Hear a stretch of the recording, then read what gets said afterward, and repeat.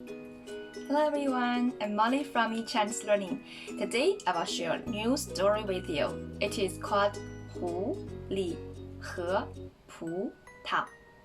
Húli means fox, 葡萄 means grapes. So Húlí和葡萄 means the fox and the grapes. You ready? Now let's begin. The fox found a vine. The vine had many clusters of delicious grapes. The fox looked at the grapes. He licked his lips with hunger. Wow, such good food this is, he thought. But though he jumped and jumped, he couldn't get any. The nearby animals all laughed at the fox. The fox muttered, "These grapes are still too sour to eat."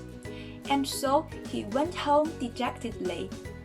This is what it meant by the phrase sour grapes.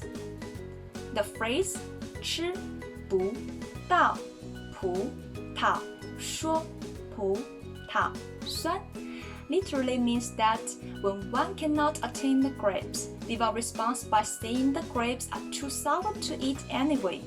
Nowadays, the term is often used by Chinese people to describe someone who lacks the capacity to complete things, defending their inability by saying, "It is not worth completing." Okay, that's all about the story. If you like it, you can remember 狐狸和葡萄. Now please read with me. 狐狸和葡萄. In this story, we have learned two new words. 狐狸, 葡萄, 狐狸, 葡萄. Today's teaching is over. Next time, I'm gonna talk about 说谎的小熊, which means little bear tells lies. Thank you for your watching. See you next time. Bye.